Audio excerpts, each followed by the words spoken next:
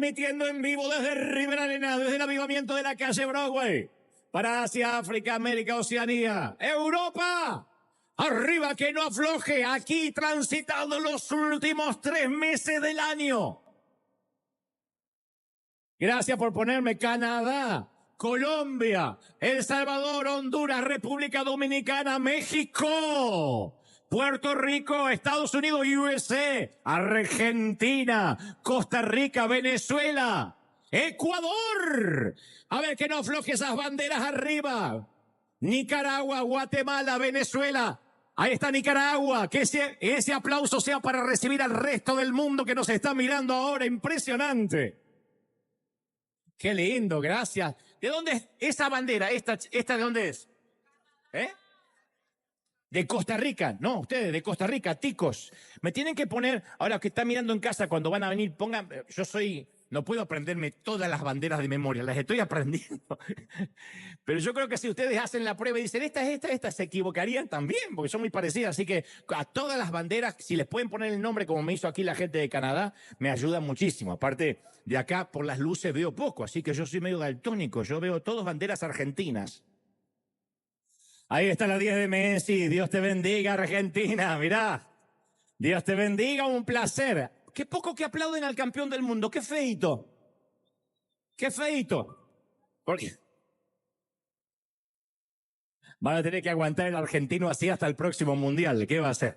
Pero bienvenidos a todos. Que Dios te bendiga, que Dios te guarde. Buenos días, buenas tardes, buenas noches. Y decíamos recién antes de conectarnos que yo agradezco mucho la siembra de la iglesia local y los que siembran durante toda la semana desde todas partes del mundo. River, insisto, lo que puede proporcionar es la transparencia, el compromiso ante Dios, que lo que entra se va, que el dinero que es recaudado desde todo el mundo es sembrado al resto del mundo, es nuestra premisa. Por eso Dios nos ha hecho los graneros de tantas partes del mundo.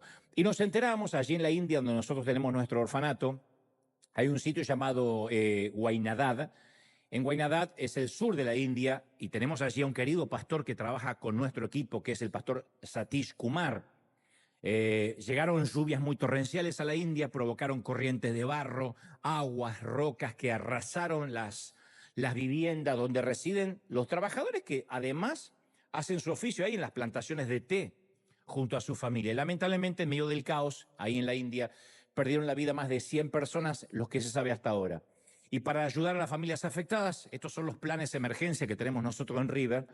Entregamos electrodomésticos que hacían falta para cocinar, para salir del paso, alimentos, productos de higiene personal, agua potable que no hay. Y en medio de ese caos, River estuvo allí. Y tenemos imágenes hoy de lo que hace nuestra semilla, que cuando nos enteramos de alguna emergencia, y nos lo dicen, y tenemos los medios para ayudar, ayudamos. Lo hemos hecho esto con Venezuela, lo hemos hecho con las inundaciones en El Salvador, en Argentina, cuando hubo una gran tormenta en una ciudad llamada Bahía Blanca. Siempre que podemos, en un plan de emergencia, le llamamos algo que está fuera de agenda, que no es lo que estamos haciendo ahora en Cuba, en África, en México, en Chiapas, sino que es algo que nos excede, que aparece fuera de agenda, insisto, y entonces nosotros vamos y lo tomamos como una oportunidad para servir. Esto es River en la India. Sigan adelante, que Dios pueda ayudarlos a reconstruir. Es feo cuando uno pierde todo y tiene que empezar de vuelta. Entonces, es una partecita esto de lo que hicimos, porque no todo se pudo filmar. Hay lugares donde no podemos grabar. Entonces hicimos lo imposible para mostrar, porque siempre queremos que la gente, que nosotros sepamos dónde va nuestra semilla. Así que oramos siempre por nuestros hermanos de la India, el pastor Kumar, que es nuestro enviado allí, es nuestro enviado, pertenece a River y está con todo el equipo. Así que Dios los bendiga. Y a la iglesia, aquí y en casa, gracias por tu semilla, gracias por tu sembrar, que Dios te multiplique al 30, 60 y al 100 por uno. Gracias por ser de bendición. Muy bien. ¿Estamos listos, gente? Digan conmigo, estoy listo. Qué lindo. Lo único que les pido, hay pastores que piden acá rato, diga conmigo, repita conmigo, salto rana. Nada. Yo lo único que les digo es que digan si están listos. Ayúdenme para que los celulares no suenen. Ayúdenme para que los que están en casa no se distraigan por alguien que va al baño. Como saben, la primera vez que lo van a escuchar los de casa, si alguien de aquí se levanta a hacer sus necesidades, lo puede hacer, no se lo prohibimos, pero luego no lo dejamos regresar hasta que termine. Queda atorado en el baño, lo encerramos con llave y no sale de ahí. No, queda ahí atrás para no volver a distraer. Si hay alguien que trabaja en el Pentágono, permanezca con su celular encendido. Los demás lo pueden apagar durante el tiempo en que Dios nos va a hablar. Cada semana, cuando tengo que escribir el mensaje, yo siento la enorme responsabilidad de estar a la altura, primero, de quien represento y luego de quienes me prestan sus oídos por la providencia divina, que no es un tema menor. Y particularmente en este caso, hay un pasaje en el libro de Eclesiastés que se aplica a mi tarea de comunicador, de cartero, de transmitir lo que creo Dios me dijo que te diga. Eclesiastés 12:9 dice, procuró también hallar las palabras más adecuadas y escribirlas con honradez y veracidad. Procuró hallar las palabras más adecuadas y escribirlas con honradez y veracidad. El sabio Salomón ponderó, investigó, ordenó los proverbios y luego buscó cómo articular de mejor manera las palabras para que las palabras fueran adecuadas para transmitir su verdad. Y salvando las lógicas distancias, no me voy a comparar ni en 1.000.000 de años con el sabio Salomón, pero quiero que sepas que lo que te diré hoy lo he pensado minuciosamente, he elegido cada palabra casi de manera quirúrgica para no herir ninguna susceptibilidad. Entonces, cada cosa que diré a continuación, yo la he tratado de refinar por un tamiz, por un colador exhaustivo, pormenorizado y fundamentalmente muy, muy cuidado. Nunca mi intención es hablar mal de la Iglesia de Cristo, sino todo lo contrario. Yo creo que la autocrítica siempre es saludable. Creo que toda la vida es un ensayo para autodescubrirnos quiénes somos. El que puede decir, en esto soy bueno, en esto no soy bueno, ha encontrado la sabiduría. Y creo que la autocrítica es eso, poder uno decir, tengo que cambiar algunas cosas, hay otras que no, algunas que no las podré cambiar, otras que las podría reformular, refinanciar. La cosa es que mientras que algunos sostienen que la idea que la iglesia es un lugar donde se reúne la gente perfecta, que no necesita cambiar, yo creo que la iglesia es el lugar donde la gente admite que ha caído, que le cuesta cambiar, que ha fallado, que ha fracasado, que está rota. Esa es la iglesia. La iglesia es un hospital y no una metáfora, no es una licencia poética. La iglesia es un hospital. Pero que a la vez, además de que hay gente rota aquí, neurótica desde el pastor para abajo, además este es un lugar seguro.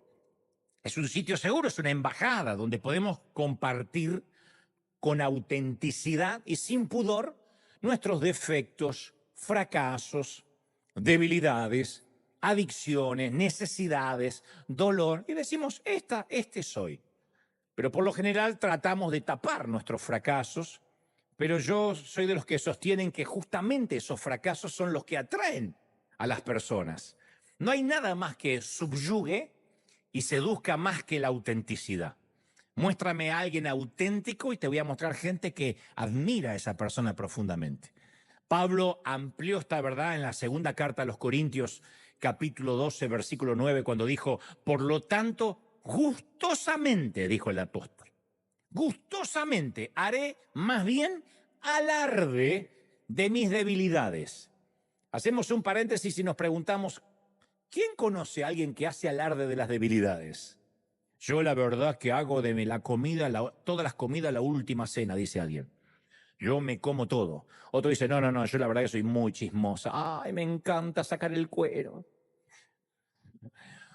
Otro dice, yo soy muy lujurioso. Veo una escoba con faldas y ya me enamoro. Yo soy así. ¿Quién hace alarde de las debilidades? Nadie. Pablo dice, gustosamente haré alarde de mis debilidades para que permanezca sobre mí el poder de Cristo. Entonces, aclarado este punto, quiero pasar de lleno a lo medular del mensaje. Aclarado este punto de la autocrítica. Es autocrítica, porque si no parece como que yo estuviera hablando de la iglesia, como que la iglesia es un ente separado a nosotros. Nosotros, el cuerpo, somos la iglesia, así que esto es una autocrítica. ¿Amén? ¿Sí o no?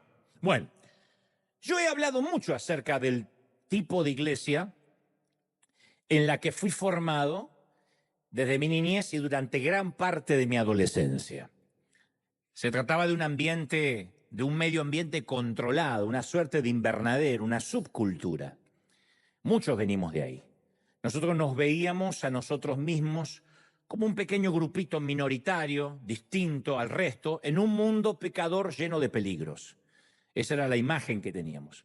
Cualquier pequeño traspié a los que estábamos dentro del templo podía acercarnos al infierno. O sea que el juego del Evangelio para nosotros era: entra a nuestro templo, se parte nuestra y después todo se trata de no irte al infierno, hacer lo imposible para no pecar, para no errar, para no defraudar a Dios. También confieso que era gratificante eso de vivir en el mundo, pero no pertenecemos al mundo.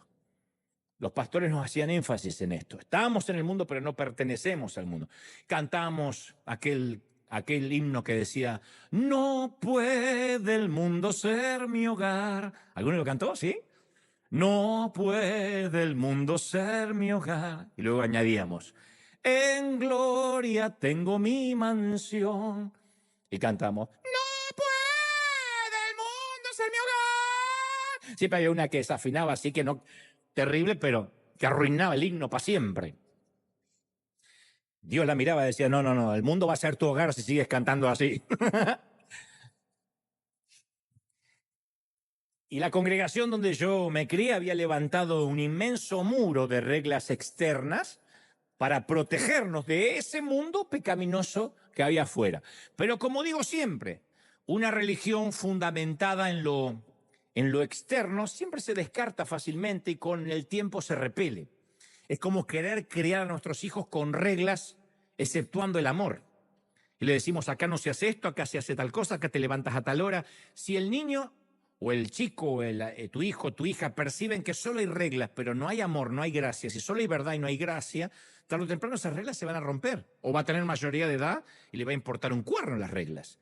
Entonces, cuando comencé a crecer, gracias a Dios, también comencé a rechazar aquel ambiente legalista de la infancia. Por eso siempre digo que me defino como un legalista en recuperación. Uno no se recupera del todo. Esto es como aquel que estuvo en las drogas o en el alcohol. Uno tiene que confesar de que es un legalista en pausa. Aquellos que van a Alcohólicos Anónimos se les exige que se presenten: hola, soy Juan y soy alcohólico. Llevo 30 años sin beber, pero soy alcohólico. El día que confiesen que ya no son alcohólicos, porque llevan 30 años sin beber, ese día están a punto de caer. Como dice la palabra, el que se cree firme, mire que no caiga. Entonces uno tiene que decir: yo soy un pecador, en mi caso un legalista, en pausa, en recuperación. En cualquier momento me quiere salir el fariseo que todos tenemos dentro. En teoría, con todo el legalismo que a mí me ha tocado vivir desde mi juventud, yo no debería hoy estar en una congregación. Yo debería estar apartado completamente, haciendo cualquier cosa menos y mucho menos transmitiendo un mensaje. Y me consta también que hay mucha gente viéndome ahora que está muy dolida con la religión organizada. Gente muy dolida con la iglesia, no con Cristo, no con Dios, con la iglesia, con la institución. Yo recuerdo que con los años fui adquiriendo cierto reflejo condicionado contra cualquier cosa que oliera a fariseísmo, a religión, hasta que un día me hice una pregunta de esas crudas, de esas brutalmente crudas, que no es lo mismo que ser crudo y bruto, brutalmente cruda. Una pregunta de esas que uno tiene que hacerse mirándose al espejo y decirse la verdad. Yo dije: ¿cómo sería la iglesia cualquiera si todos los miembros fueran exactamente como yo?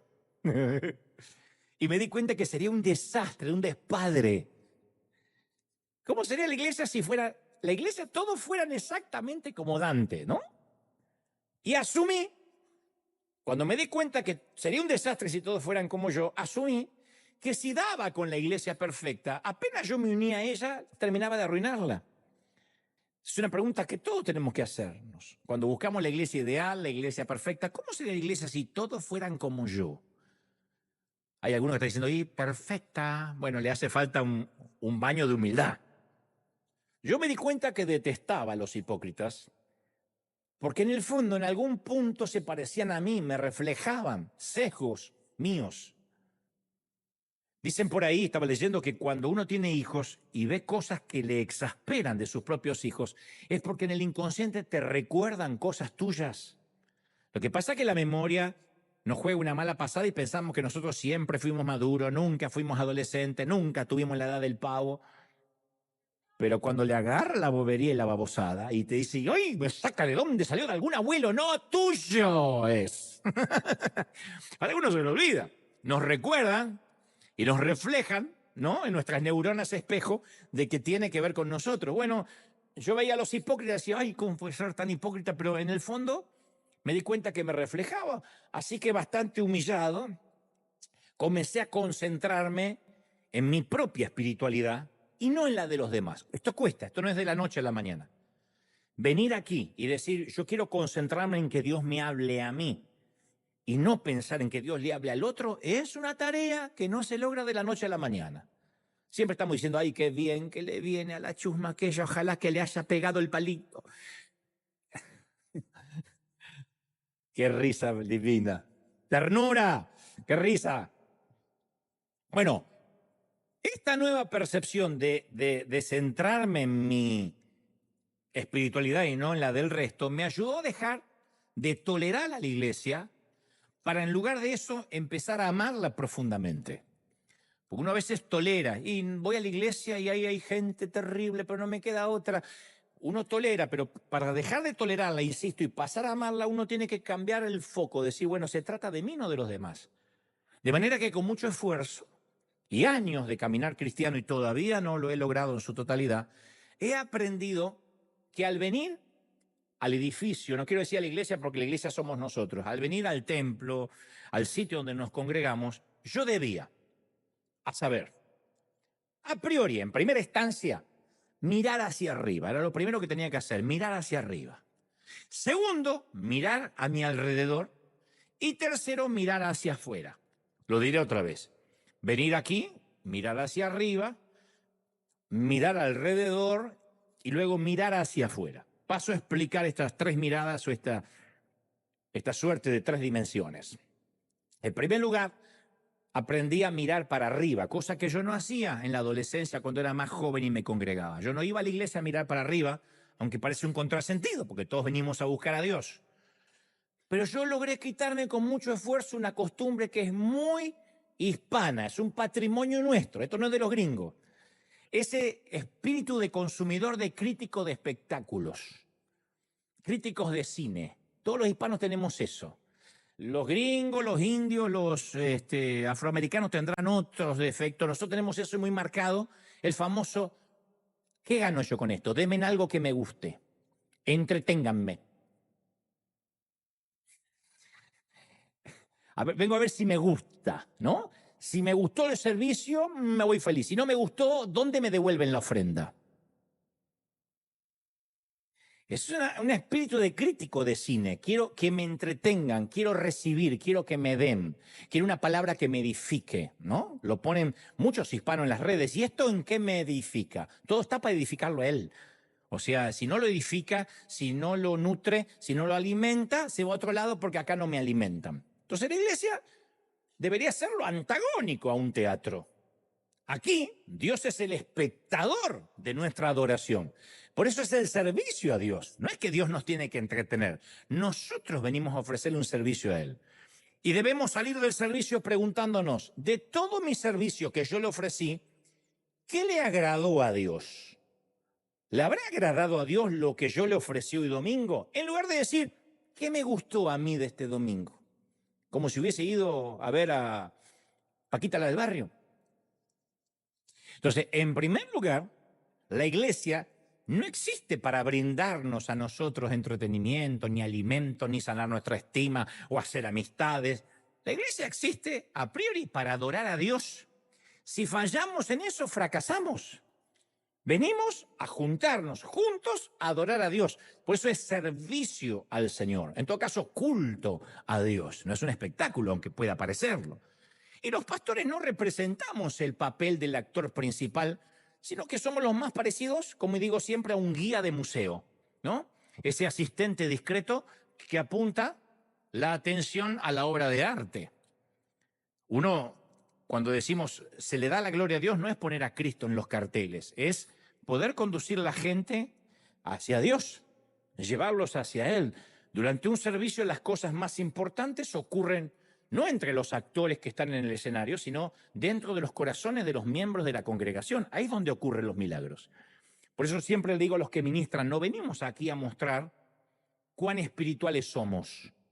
A mí me ha tocado ir a servicio donde el que dirige la adoración le agarra la chiripiorca, se enrida en el ala de un ángel y quedó ahí arriba, ¡alala! Y todos mirándolo. Acá no venimos a tener nuestra propia epifanía, nuestra propia experiencia mística. Quienes estamos aquí no podemos hacer de este momento nuestro momento personal de adoración. Ninguno de los que están aquí, yo explícitamente se los prohíbo, le digo, aquí no venimos a mostrarnos ni a hacer nuestro momento de adoración que deberíamos tener en nuestra habitación. A nadie le importa si yo tiemblo, grito como un desquiciado mental, hablo en lenguas o entro en trance. Imagínense que yo empiezo, ¡ah! Rambo agarra la bazooka, rica la fanacoa. Tú dices, Te dice, ¿qué espiritual? Alguna gente dice, hoy por fin, qué espiritual. ¿Y a quién suma eso? Que yo venga aquí a mostrar que tengo una experiencia mística. Mis experiencias, en todo caso, espirituales son en el privado y aquí, en mi habitación, y mi misión aquí es ministrar con sobriedad, con mesura y guiar a las personas a un encuentro con Dios. Esa es la tarea de los ministros, no mostrar que son más espirituales que el resto. Cada domingo deberíamos irnos de aquí hablando del Dios de Elías y no del Elías de Dios. No importa que la gente venga por Elías, lo principal es que después se lleven al Dios de Elías. No importa porque vengan, se van a llevar a Cristo en su corazón. Eso es maravilloso, ¿o no? Entonces, ¿qué es adorar? Adorar es recordar quién es el dueño de casa. Por eso es una falacia decir, este fin de semana tuvimos una visitación del Espíritu Santo. Nos visitó el Señor, ¿escucharon eso? Nos visitó. Eso habla de que la iglesia es nuestra casa y el Señor es el intruso que de tanto en tanto nos pega una visita. Pero el Señor no es nuestra comadre que viene a visitarnos de sorpresa. Es al revés. Él no visita a su iglesia, Él habita en su iglesia. Él no visita nuestros corazones, Él habita en nuestros corazones o no habita en nuestros corazones. ¿Es así?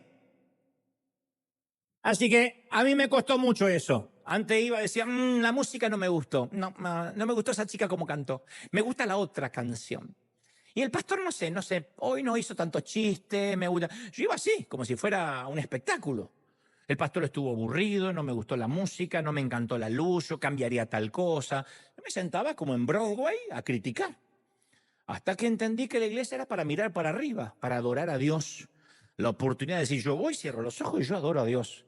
Y la música me va a llevar, el clima, la atmósfera, todo ayuda. Pero yo voy a conectarme con Dios. Me importa un cuerno, cómo se viste la que está delante, si la otra se teñió el pelo, si el otro se puso un arete, si se vistió de azul el pastor, si está de negro, si...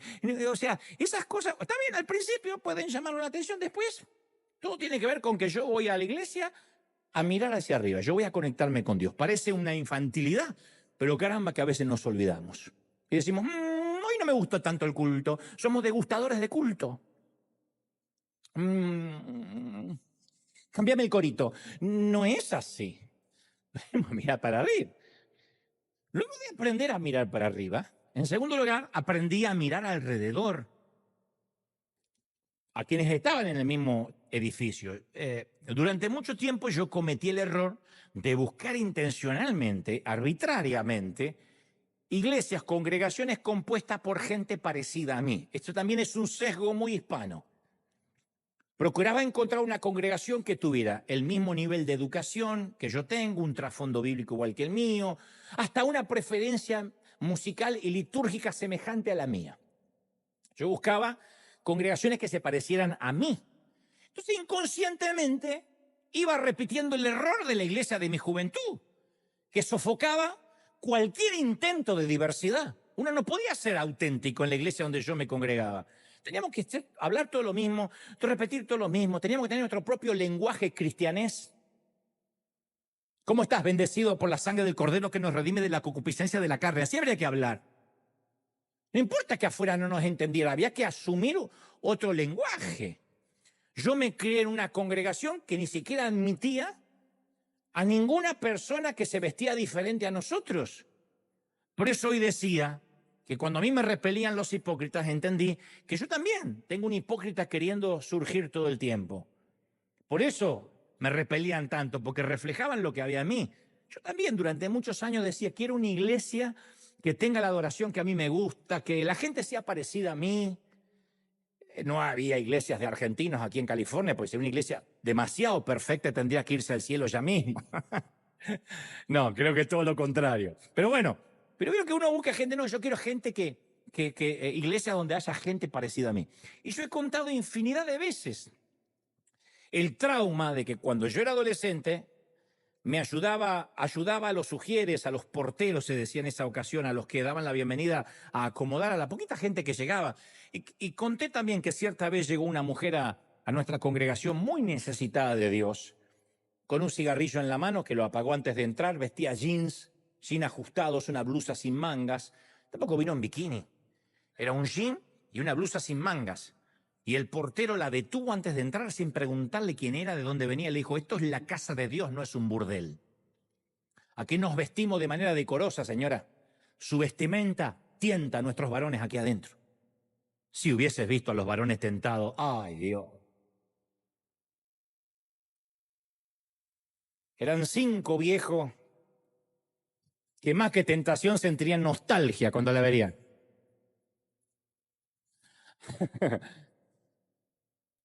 Y la mujer, muerta de vergüenza, caminó hasta su auto y se fue, nunca logró entrar. Yo estaba ahí, era chiquito, yo nunca supe si esa mujer se estaba por suicidar, por quitar la vida, si estaba recién divorciada, se veía que estaba mal. Quizá tenía todo un cóctel de drogas, de alcohol, pero ella necesitaba porque alguien la había invitado y no la dejaban entrar porque tenía un jean.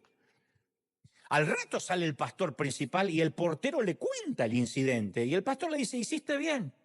Nosotros no podemos dejar entrar acá a las hijas del diablo porque Dios es un Dios de orden.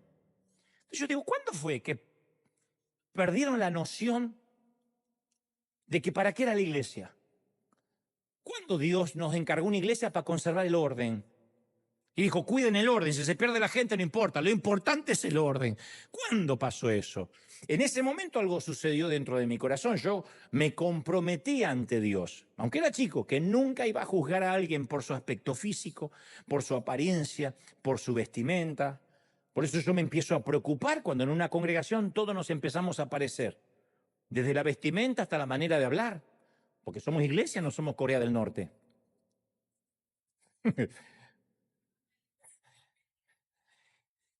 En tercer lugar, luego de mirar para arriba y mirar alrededor y asegurarme de que no son parecidos a mí, y eso me tiene que alegrar, aprendí a mirar hacia afuera. Este es el punto.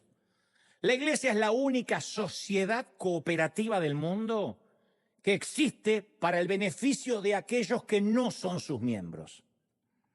Si uno se hace miembro del Barça, del Real Madrid, del equipo que sea, los beneficios son para los que tienen la credencial de miembro. La iglesia, insisto, es la única institución cooperativa que existe para los que no son miembros. Los beneficios son para los que no son miembros de la iglesia. Una vez yo escuché a alguien que describió la naturaleza de la iglesia con una metáfora un tanto vulgar. Dijo, la iglesia es como el estiércol. Si se lo apila todo junto, apesta todo el vecindario. No hay nada peor que un camión lleno de estiércol parado en la vereda. Pero si se lo desparrama, enriquece la tierra.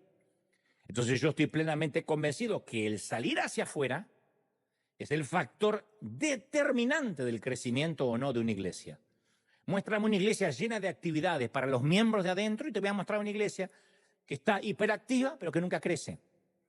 La iglesia que mira hacia afuera es la iglesia que crece, porque la iglesia vendría a ser una sala de guardia, un sitio de emergencias, en lugar donde uno no necesita pedir cita con el médico y esperar en un hall abarrotado de gente durante una hora. Podemos dirigirnos a emergencias y lograr que nos suturen un dedo, que nos examinen un tobillo inflamado, nos hagan un electrocardiograma. A mí me gusta pensar en la iglesia como uno de esos centros de emergencia. Me gusta. Creo que la metáfora que más nos define es un hospital del alma, con disposición a atender las necesidades de la gente que llega buscando solucionar emergencias inesperadas. La iglesia es eso. ¿Qué es la iglesia? ¿Qué es la congregación? Es un enorme catálogo de necesidades humanas. Venimos aquí porque estamos necesitados, no porque somos más santos que los que están afuera. Los que están afuera no reconocen que están necesitados. Nosotros lo que tenemos a favor es que reconocemos que estamos necesitados. Entonces, aquí hay gente, es un catálogo enorme de devastaciones, de dolor. Aquí hay una familia que está devastada por el nacimiento de un niño que nació con su cerebrito atrofiado. Una mujer que ha pasado un amorío complicado y un divorcio traumático. Un homosexual luchando por evitar la promiscuidad y la estigmatización. Alguien más con un diagnóstico de cáncer terminal que acaba de enterarse esta semana, y alguien más que perdió su empleo de manera repentina y otro que perdió a su papá de un infarto cerebral.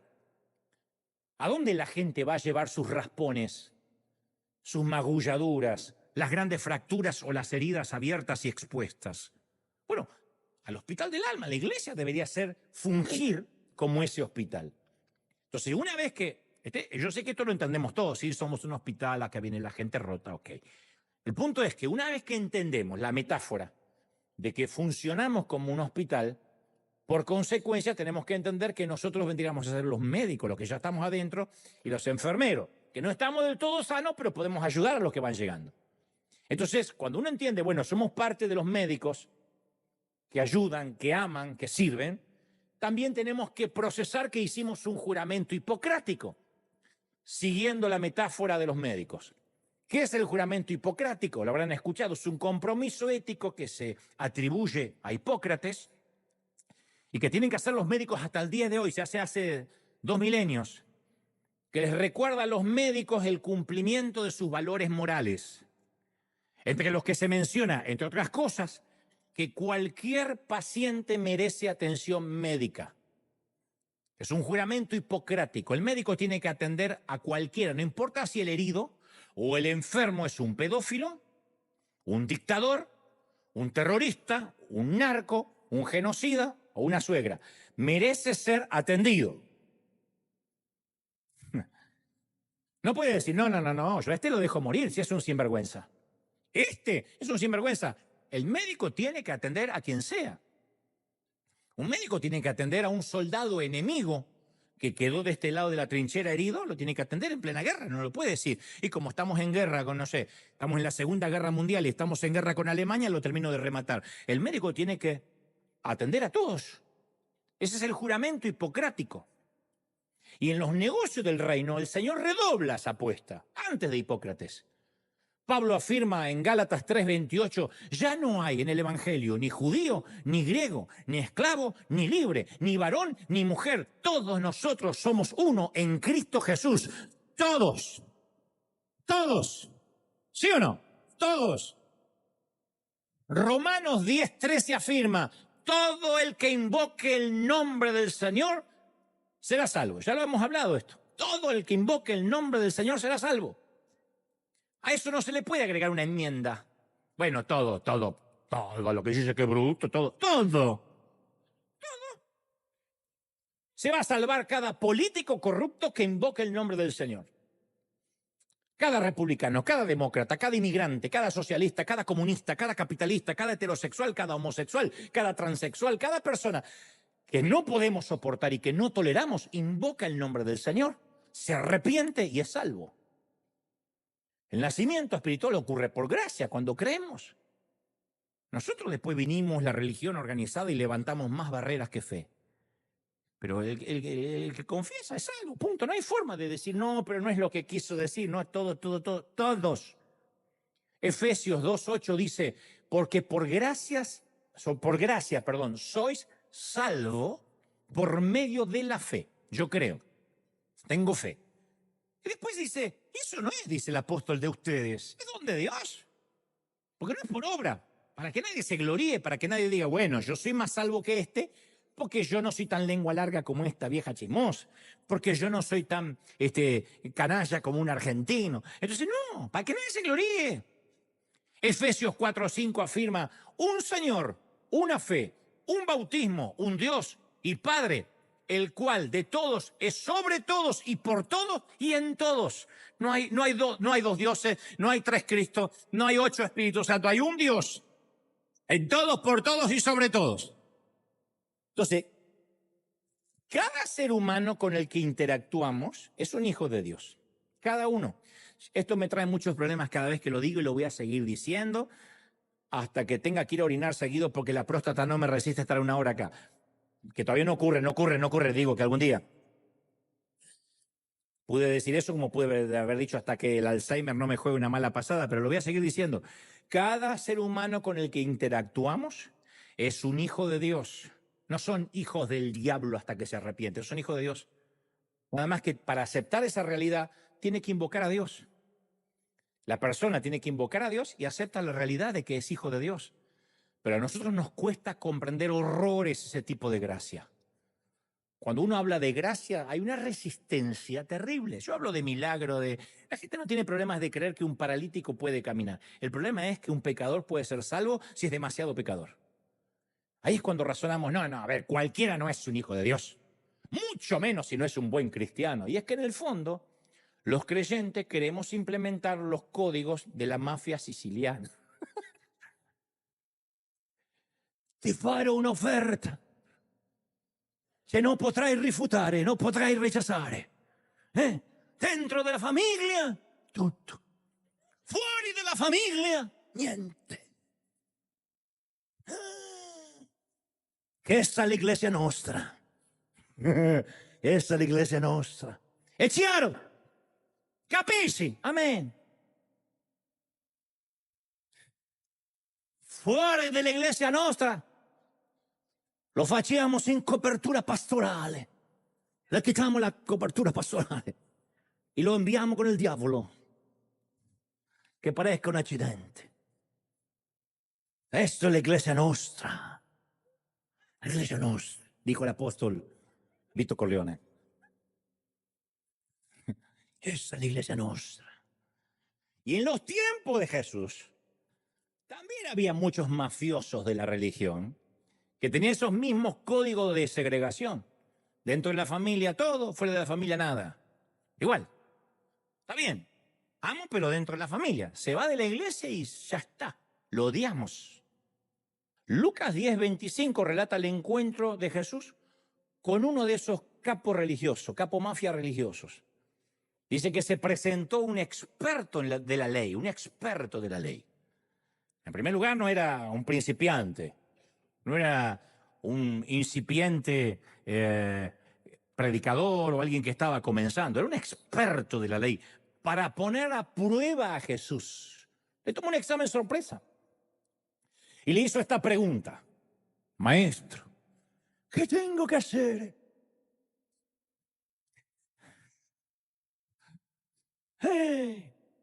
Venía acariciando un gato allí.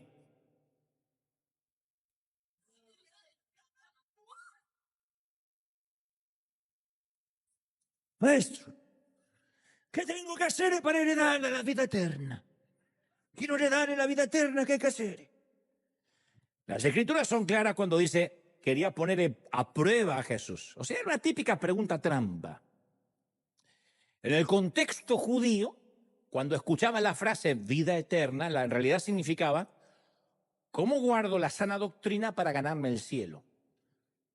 ¿Cómo me gano la vida eterna? Es cómo me gano el cielo. Y este experto en la ley se levantó y puso contra su voluntad a Jesús en el estrado de los testigos, haciendo que todos a su alrededor se convirtieran en el jurado. Era un juicio público sin que Jesús lo hubiese pedido.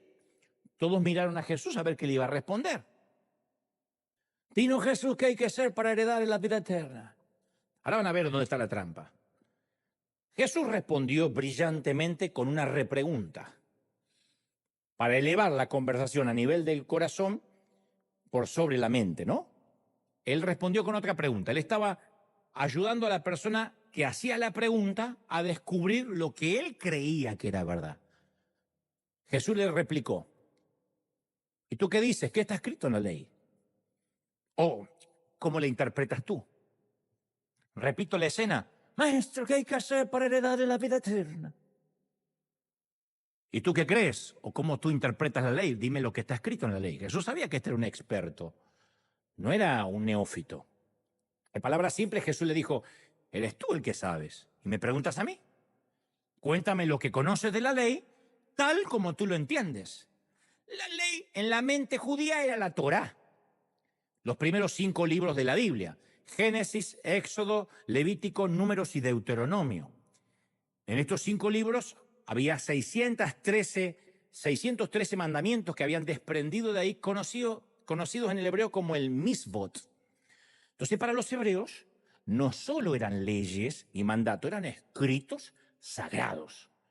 Y los rabinos estaban de acuerdo en que la orden más importante de esas 613 leyes era amar al Señor tu Dios con todo tu corazón, con toda tu alma y con toda tu fuerza. Deuteronomio 6:5. Todavía no estaba la mente ahí, después se le agregó Jesús. Pero había que amar al Señor con el alma, el corazón y las fuerzas. Pero habría grandes debates sobre lo que debía considerarse el segundo gran mandamiento. No te pierdas esto. El primer mandamiento, amar a Dios con todo. El debate era, ¿y cuál es el segundo gran mandamiento? ¿Cuál es el segundo en importancia? Algunos decían que era amar al prójimo. Y otros decían, no, el segundo gran mandamiento es mantenerse santo. Amar al prójimo o mantenerse santo. Yo amo a Dios, ¿ok? ¿Ahora qué hago? ¿Me mantengo santo o amo al prójimo? Esa era la gran discusión. De modo que cuando Jesús le devuelve la pregunta al experto, le estaba pidiendo al hombre que muestre sus cartas, que diga qué teología él seguía. ¿Era de los que creían que luego de amar a Dios había que amar al prójimo, o luego de amar a Dios había que guardarse santo? Jesús dijo esencialmente, oye, experto en la ley, mafioso, ya que la conoces tan bien a la ley, ¿cómo la interpretas tú? Mira lo que responde el hombre. Hey, amarás al Señor tu Dios con todo tu corazón, con toda tu alma, con todas tus fuerzas, con toda tu mente. Y luego, como segundo mandamiento, ama a tu prójimo como a ti mismo.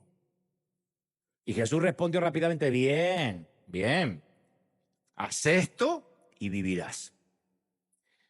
Aunque uno crea que escuchar esto de parte de Jesús aclararía todo el asunto, el experto mafioso todavía quería que Jesús permaneciera en el estrado de los acusados.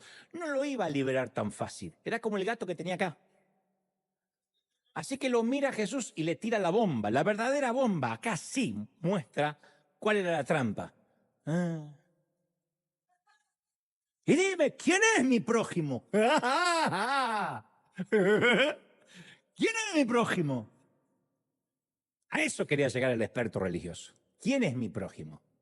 Está bien, amo a Dios y después amo al prójimo, pero vamos a aclarar acá, vamos a refinanciar quién es mi prójimo.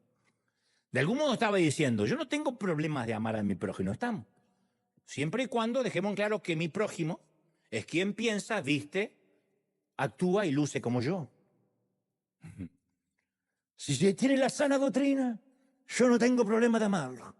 Dentro de la familia, tutto. Fuera de la familia, niente.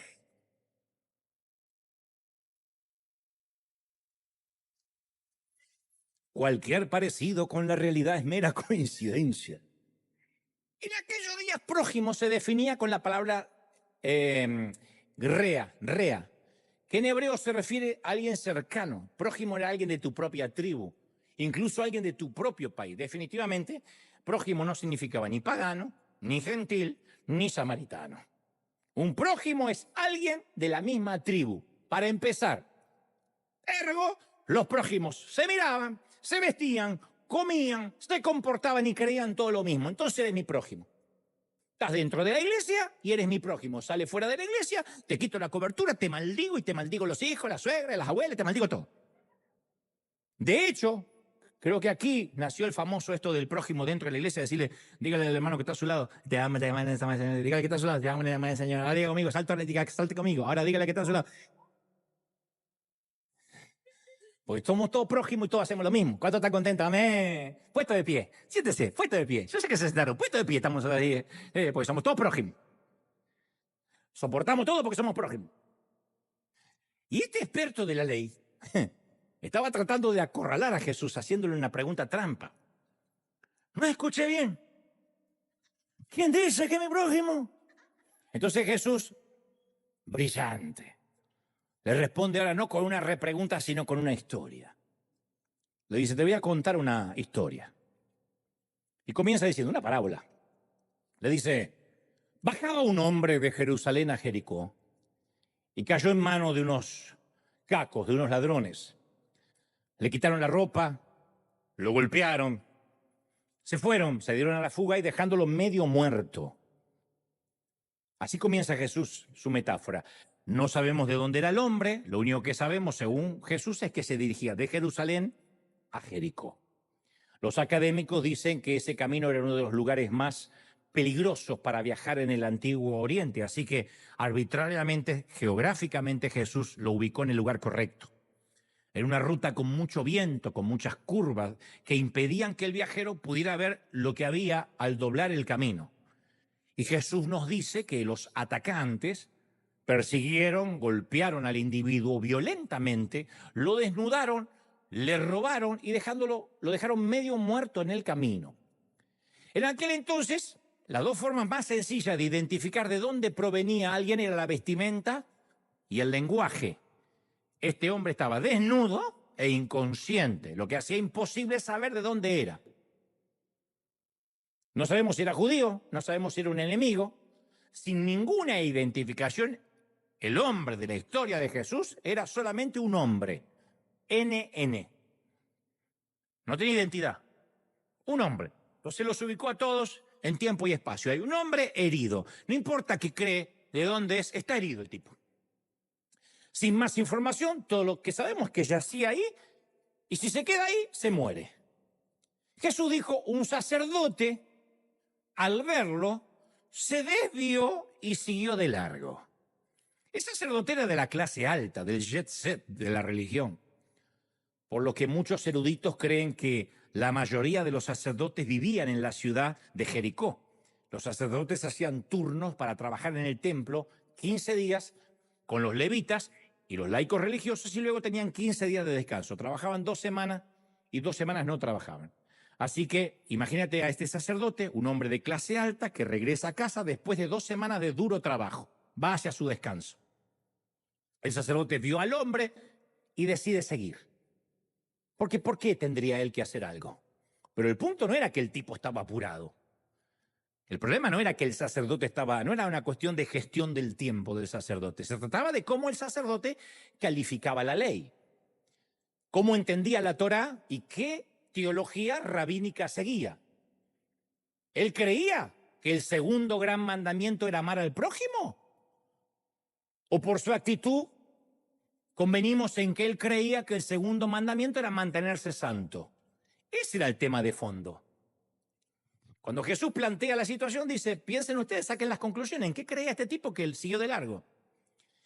Porque si este sacerdote se detenía para ayudar a este hombre y tenía en contacto con sus heridas, se habría vuelto ceremonialmente inmundo. Tendría que regresar al templo en vez de irse a descansar e iniciar el ritual de limpieza que a menudo incluía el bochorno público. La gente hubiese dicho, miralo, no puedes mantenerte santo, anduviste con inmundo, se te nota. Así que el sacerdote tuvo que tomar una decisión. ¿Vale la pena pasar vergüenza por un tipo que no conozco? Estoy yéndome a descansar. ¿De verdad tengo que volver al templo después a purificarme por tocarlo? ¿Vale la pena soportar la burla por una persona que no sé quién es? ¿Vale la pena que tenga que volver a Jerusalén inmundo? En otras palabras, ¿esta persona lo vale? No, no lo vale. Aquel hombre no valía nada para el sacerdote.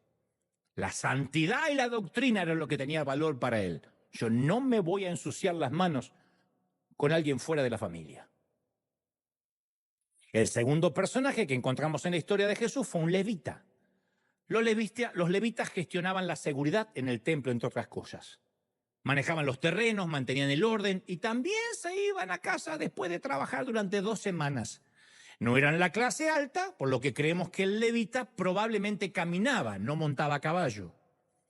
Su jefe, el sacerdote, ya se había ido a casa y ahora el levita estaba en el mismo camino. Cuando el levita llegó al lugar, según Jesús, donde estaba tendido el hombre golpeado, se enfrentó a una opción. ¿Cómo interpreto la ley? ¿Amo a Dios y amo al prójimo? ¿O amo a Dios y me mantengo santo como mi jefe? Y piensa el levita, mi jefe habrá pasado por acá, ¿y qué hizo? Mi jefe pasó con su caballo y ni se dignó a bajar, así que yo también voy a pasar por al lado. El levita podía haber pensado, si yo no hago lo mismo, lo voy a dejar mal a mi jefe. No puedo faltarle el respeto. Si él no hizo nada, menos yo. Así que el sacerdote pasó y también pasó el levita. Como el camino era muy estrecho y el herido estaba atravesado, no había mucho espacio para que los transeúntes pasaran. Así que es probable que hasta lo pisaran. No se ríe nadie, pero es espantoso, ¿no? Así que el sacerdote, de hecho, lo pisó, porque si no, no hay forma de pasar a caballo por ahí. El levita también hizo permiso y se fue. Si hubieras estado escuchando a Jesús contar esta historia, ya habrías anticipado la progresión de los personajes, del elenco que estaba construyendo. Porque al describir la jerarquía del templo, Jesús ya había introducido a un sacerdote y a un levita. ¿Quién es el próximo personaje? Presumiblemente un lego religioso, que también iba de camino a casa después de servir en el templo, lo que se llama un diácono, alguien que tiene un escalafón menor. Jesús, sin embargo, introdujo un personaje sorpresa que nadie vio venir, un samaritano. Emplear esa palabra en ese momento era como un término racista, como decir, y entonces apareció un nazi, o un chinito manejando en el freeway, algo así. Dios ama a los chinitos, pero no los quiere manejando. Entonces, Jesús dijo, pero un samaritano que iba de viaje llegó a donde estaba el hombre y viéndolo se compadeció de él. A esta altura, imagínate la cara de los que estaban ahí, del mafioso acariciando el pícolo, el gato. El sacerdote vio al herido y siguió de largo. El levita llegó al lugar, vio al hombre y siguió caminando. Pero el samaritano llegó, lo vio, un hombre desnudo, no sabe quién es, la cosa que tuvo compasión de él. La palabra compasión es una de mis favoritas en el griego porque es el vocablo que significa compasión desde las entrañas. Habla de entrañas, no es lástima, es eso que te conmueve de lo profundo. Se usa 11 veces en el Nuevo Testamento. Esta es la idea. Este hombre, el samaritano, vio al tipo acostado allí casi muerto, golpeado. Pero no solo se dio cuenta de él, tuvo compasión de él. Pero no esa compasión de que, ay, sí, vamos a estar orando. A mí me mata esas compasiones. Sí, quería saber si estás pasando un problema. Primero que te llaman porque te vieron, entonces vienen por chisme, ¿no? Porque Dios le mostró algo, ¿no? Es que no te veo en la iglesia hace 2 domingos y Dios me puso carga. No, no tiene carga, quiere chismear. ¿Qué pasó? ¿Dónde estás? Y después que le cuenta, dice, bueno, vamos a estar orando allí. Está bien, yo creo en el poder de la oración, pero a veces uno necesita más que la oración. La fe sin obras es muerta, ¿no? Esta no fue la compasión, vamos a estar orando. Era una compasión que decía, yo tengo que hacer algo al respecto. Y la Escritura dice que se acercó al hombre y vendó sus heridas.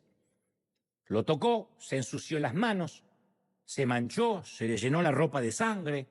Luego untó las heridas del hombre con aceite y vino, que esto probablemente es lo que llevaba al templo para adorar. La gente no viaja con aceite y vino porque sí. Iba al templo a adorar, pero se ve que untó con lo que tenía, lo ofrendó al hombre. Y ahora estaba desparramándolo tratando de sanar a aquel caballero. Entonces el samaritano, dice Jesús, montó al hombre en su burro, lo que significa que el samaritano caminó al lado del animal. El samaritano hizo el resto del viaje a pie para poder llevar al herido. En el oriente, el que caminaba al lado de un burro o de un caballo seguramente era el sirviente de quien quiera montar a la bestia. Así que el samaritano llevó al hombre a una posada y lo cuidó. Se sentó al lado de la cama, dijo Jesús, atendiéndolo, haciendo lo que pudo para hacerlo sanar. Fíjate lo valiente de este samaritano. En la actualidad es difícil comprender el riesgo que corrió este tipo porque arriesgó su vida.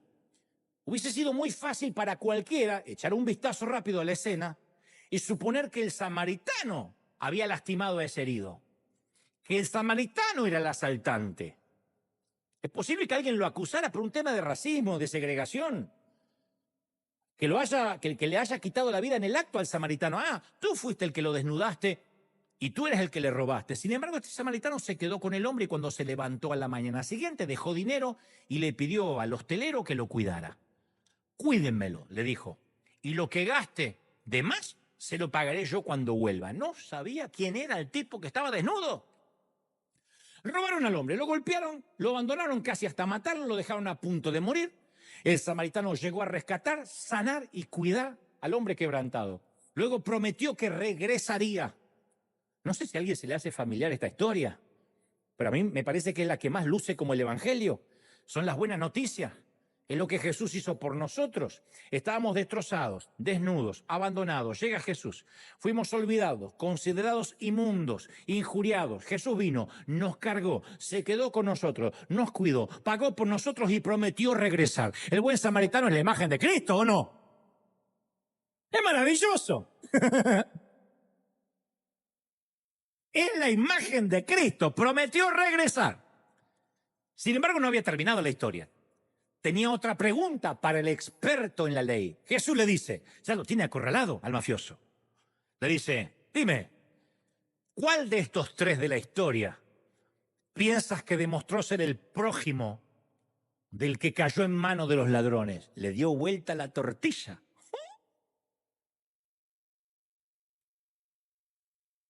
Porque el experto en la ley está pensando que Jesús hablaba de prójimo por el tipo que está desnudo ahí.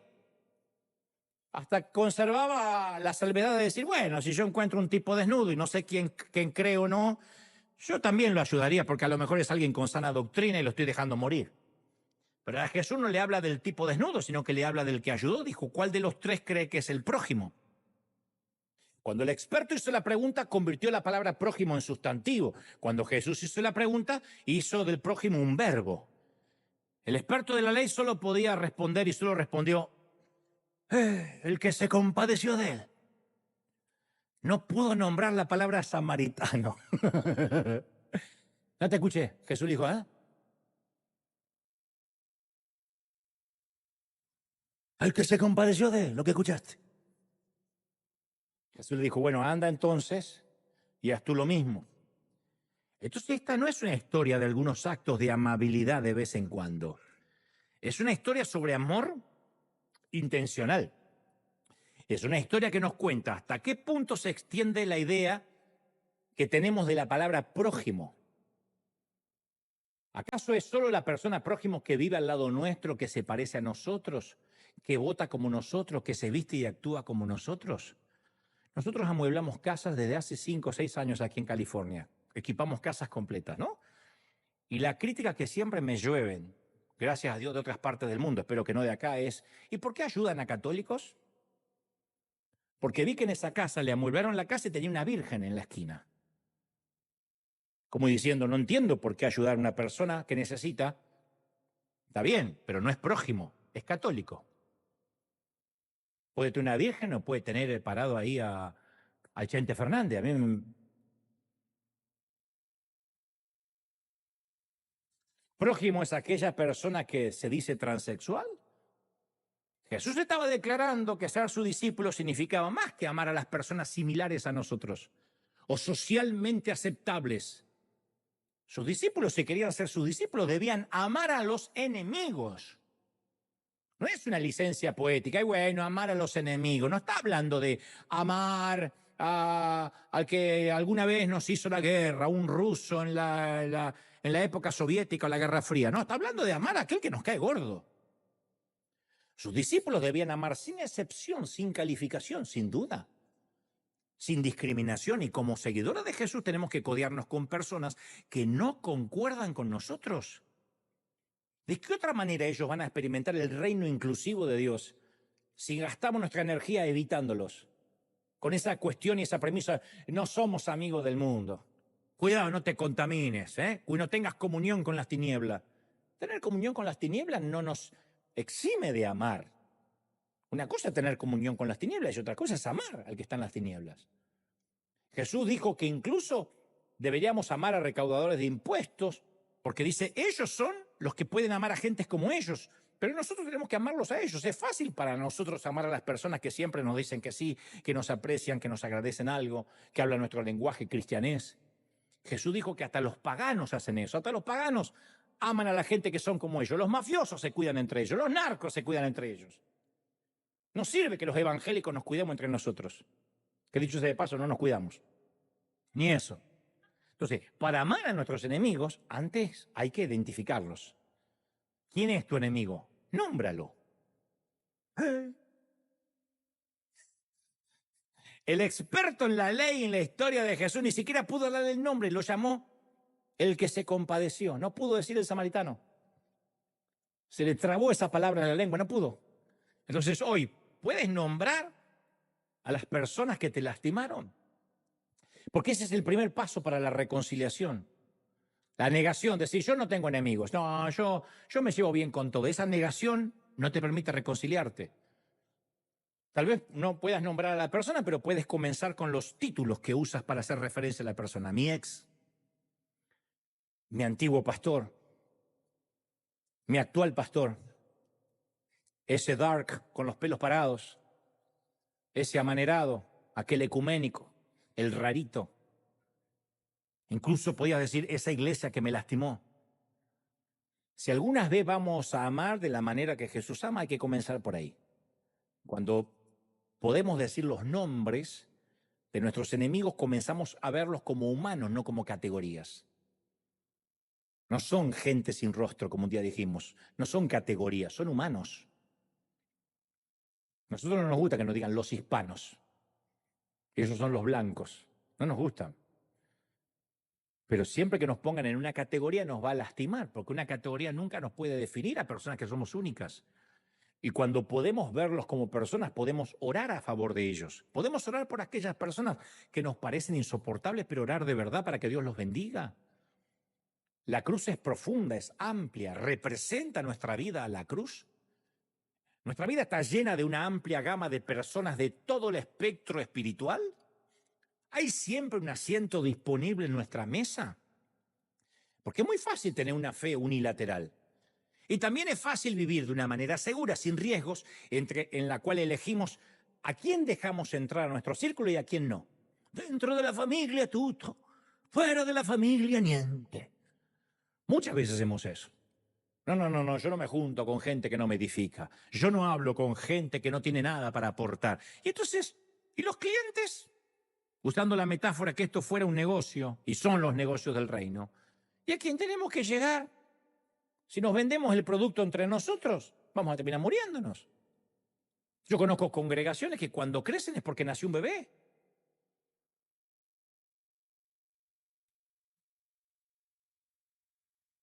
Y cuando la iglesia decrece es porque se murió un viejo. Y son siempre lo mismo, siempre lo mismo. Yo voy 40 años después y son los mismos.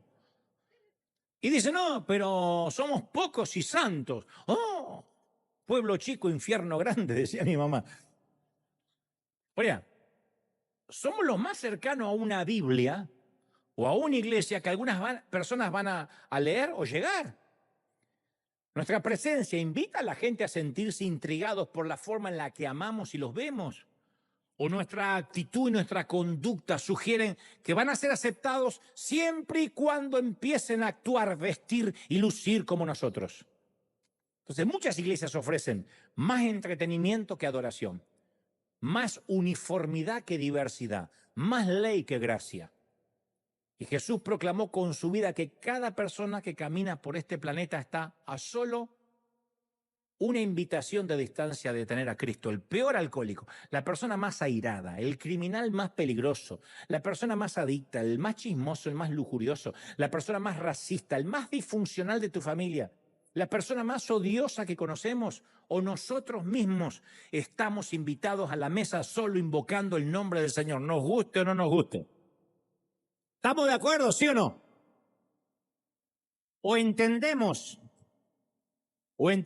esta inclusividad, o no entendimos la gracia, ni entendimos lo que es la cruz, y hay que reformular si somos cristianos o no. De verdad.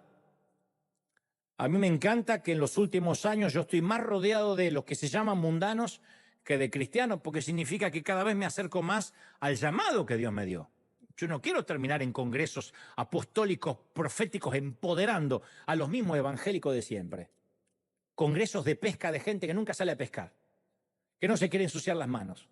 Y que para aceptarte tienes que profetizar, temblar como ellos, caerte como ellos, reírte como ellos, vestirte como ellos.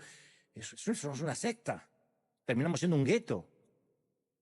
Hace tiempo, en el fragmento de una novela, leí un episodio que describe los cielos, que te lo conté alguna vez. Describe los cielos tal como se lo imagina el autor. Dice, resulta que los justos llegan a la puerta de los cielos, dispuestos a ingresar, seguro de que ya tienen sus asientos reservados, porque eran justos de verdad. Y de repente se empieza a colar gente que no parecía tan justa ni tan santa, mientras que estaban en la tierra. Y llegan judíos ortodoxos y se cuelan en la fila. Y llegan muchos católicos. Y algunos ateos muy conocidos. Y se meten en la fila felices para ir al cielo. Y los justos se ponen locos como la fila de acá cuando se les cuela a alguien.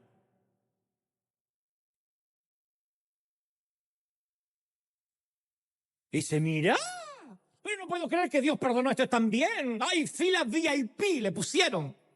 Dejan entrar a cualquiera acá. Esto se está llenando de chusma. Después de la sana doctrina que guardé, dice alguien, no puedo creerlo. ¿Para qué cuidé mi santidad? Mirá el que se me puso adelante. Y con una furia que va en aumento comienzan a blasfemar contra Dios. Y en ese preciso momento, dice el autor, son condenados. Porque resultó que esa fila era el juicio final. Y ellos mismos se autojuzgan y excomulgan. El amor estaba allí y se negaron a reconocerlo. Pero ellos dicen, nosotros no queremos un cielo abierto para todos. Pensamos que la iglesia tiene que ser la cosa nostra, la iglesia nostra. Despreciamos a un Dios que permite la entrada al cielo a un ladrón, que lo único que hizo es reconocer a Jesús en el minuto final de su vida y no hizo nada para mantener la santidad. No, nosotros no podemos amar a un Dios que ama tan escandalosamente. Preferimos a un diablo que es más predecible y más justo. Fuera de toda broma y fuera de la novela, oremos para que nuestro funeral se llene de gente que no es como nosotros, que no fue como nosotros. Y que vengan a presentar sus respetos, a decir, presento los respetos a este hombre o a esta mujer, porque siempre había un lugar en su mesa para nosotros. Que la gente nos haya visto como portadores y no como barreras. Como decía Juan Carlos Ortiz, el fundador de esta congregación, él me decía, mira querido, si te vas a equivocar, equivocate por dar gracia que por dar justicia.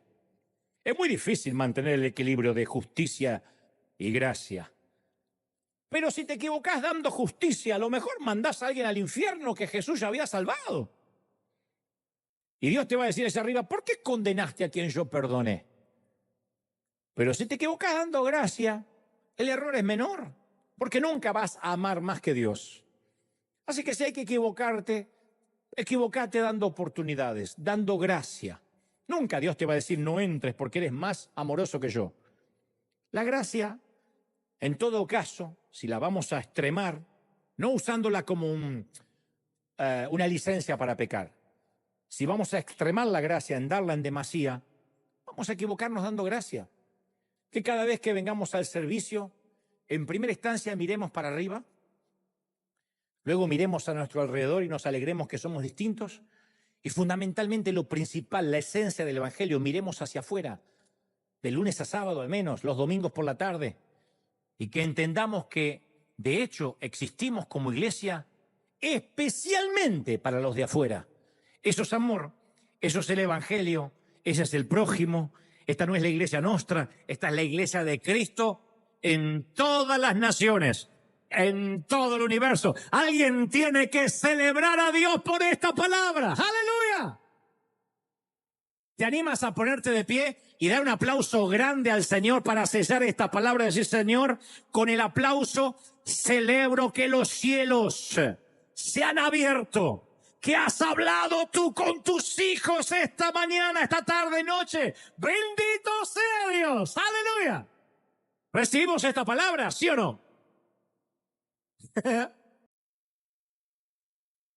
Me encantaría que pongamos nuestra mano en el corazón, Señor. Gracias por este día. He transmitido, Señor, lo que creo has puesto en mi corazón. Hay mucha gente, no solo que te va a aceptar, Señor, en su corazón, sino que se va a reconciliar contigo. Y hago una pausa de oración para hablarte a ti otra vez. Si hay alguien aquí dolido con la iglesia, dolido con la institución, con algún pastor, con algún líder, yo quiero que te reconcilies. Me encantaría invitarte a reconciliarte con Dios, no con la iglesia, con Dios. Y decir, Señor, ayúdame a mirar para arriba. Ayúdame a verte a ti, a adorarte.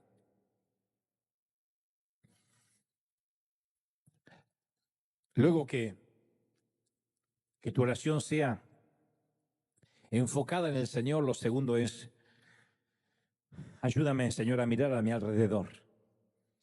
Este es un hospital de gente, algunas están más graves que yo, a entender que no me puedo ofender. No, nadie puede salir ofendido de un domingo, porque es como un médico que se altera porque está lleno de enfermos el hospital.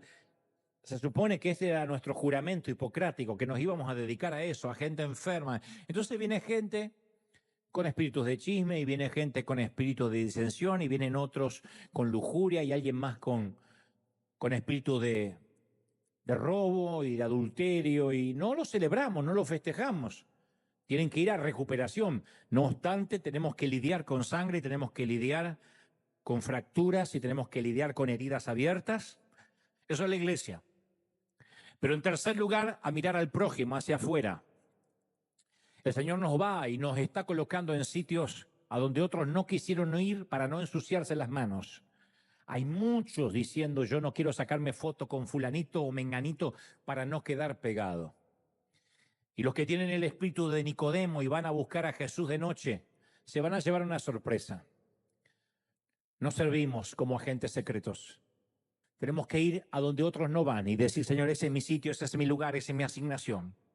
No importa lo que otros digan, esto no es una mafia. Esto es salir a amar al prójimo, amar, amar, amar. Amar hasta que duela. Dar como el samaritano lo mejor que tengamos de nosotros. ¡Uy! Levanta tu mano si puedes. Padre, gracias por este tiempo. Señor, gracias por tu presencia, gracias por tu gloria. Gracias, Señor, porque nos has hablado hoy, porque siento que aquí y en el resto del mundo se ha extendido una unción de misericordia, una unción de fe, una unción de una nueva gracia que se suelta, Dios, se suelta sobre niños, jóvenes, ancianos y adultos. Señor, no nos permitas que nos hagamos uniformes, que estemos unidos en la diversidad, que seamos distintos, diferentes, pero que todos seamos un cuerpo. Señor, ayúdanos a entender, quita el hipócrita que hay dentro nuestro. Mata el fariseo, el religioso, elimínalo de nuestro corazón. Vamos, levanta la mano y dile, Señor, quita el fariseo de mi vida, arranca para siempre el que juzga, el que señala. Ayúdanos, Señor, a ser misericordiosos. Ayúdanos a dar un poquitito de lo que tú nos has dado en la cruz. Padre, perdónanos por las veces que hemos juzgado, estigmatizado, segregado. Por las veces que hemos tenido un racismo solapado. Por las veces que solapadamente hemos dicho no comparto. Pero hemos odiado y hemos vituperado y hemos blasfemado y hasta hemos levantado falso testimonio. Perdónanos, Dios, por haber difamado a hombres, a mujeres de Dios, hasta con nombre y apellido. ¿Quiénes somos nosotros? Más que gente rota en el mismo hospital. Señor, úngenos. Señor, tócanos. Embriáganos con tu poder, llénanos. Vamos, levanta las manos, clama conmigo. Dile, Señor, la gloria del Espíritu lo llena todo. Momento a momento. ¡Uy! Presencia del Espíritu, sopla, sopla. Presencia del Espíritu, sopla. Derrama tu gloria ahora sobre nosotros. Padre, estamos bendiciendo a los que están cerrados en sus creencias. Bendecimos católicos, musulmanes, testigos de Jehová, mormones, menonitas. Estamos bendiciendo a todas las ramas evangélicas, ortodoxas, conservadoras, liberales, bautistas, hermanos libres, Señor, pentecostales, tócalos, porque no hay denominación, porque no hay raza, porque no hay frontera, porque no hay color, porque no hay etnia. Y aquí todo aquel que invoque el nombre del Señor será salvo. Y en este momento hay gente invocando el nombre del Señor en todos los continentes. Yo veo gente en los hogares invocando el nombre del Señor. Nunca han pisado una iglesia, pero están diciendo: Señor, ten misericordia de mí, como el ladrón en la cruz. Y hay una unción de salvación, una unción de vuelta a la palabra, una vuelta a la cruz, una vuelta a la oración, una búsqueda intensa. Dios está rompiendo fronteras. Dios está quebrando denominaciones. El primer quiebre vino en la pandemia. Y el segundo quiebre viene ahora con la rebelión del silencio de los corderos que se ha acabado. Gente que dice: ya no, ya nadie va a segregarme, nadie va a administrarme la gracia de Dios. Yo voy directo al Padre. Padre, danos tu gracia. Cristo, tu gracia sobre nosotros. Más presencia del Espíritu. Padre, quita el espíritu de adoctrinamiento y trae un espíritu de docencia, un espíritu de querer aprender, un espíritu dócil, un espíritu de maestro y discípulo. Quita el adoctrinamiento, quita los espíritus dictatoriales, arranca los últimos dictadores que hayan quedado. Y quede tu gracia y quede tu favor para tus hijos aquí y en todo el planeta. Lo creemos, Señor. Declaro que esta palabra no vuelve vacía, que es sellada por tu Espíritu. Declaro esta palabra bendecida en el cuerpo, en el alma, en el espíritu. Y ahora levanta las manos, que antes de irnos quiero bendecirte. Bendigo tu entrada y tu salida, tu acostarte y tu levantarte. Bendigo el último trimestre del año. Declaro que octubre, noviembre y diciembre van a ser meses de liberación. Proclamo, Señor, sanidad en los cuerpos enfermos, liberación de la cautividad en la mente.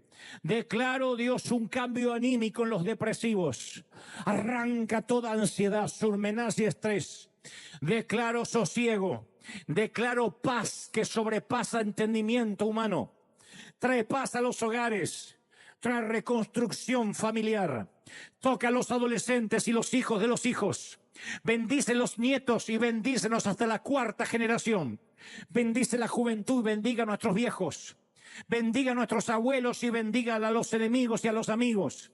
A quienes nos rodean, a quienes hablan mal de nosotros, bendecimos sus vidas. Tocamos, Dios, a aquellos que no nos han querido tocar. Bendecimos a aquellos que nos maldijeron y declaramos un nuevo tiempo en el cuerpo, en el alma y en el espíritu. Amén y amén. Gloria a Jesús. ¡Gloria! Que ese aplauso sea al Señor de señores, al Rey de reyes. Dios te bendiga, Dios te guarde y haga resplandecer su rostro sobre ti. Buen domingo, gente maravillosa.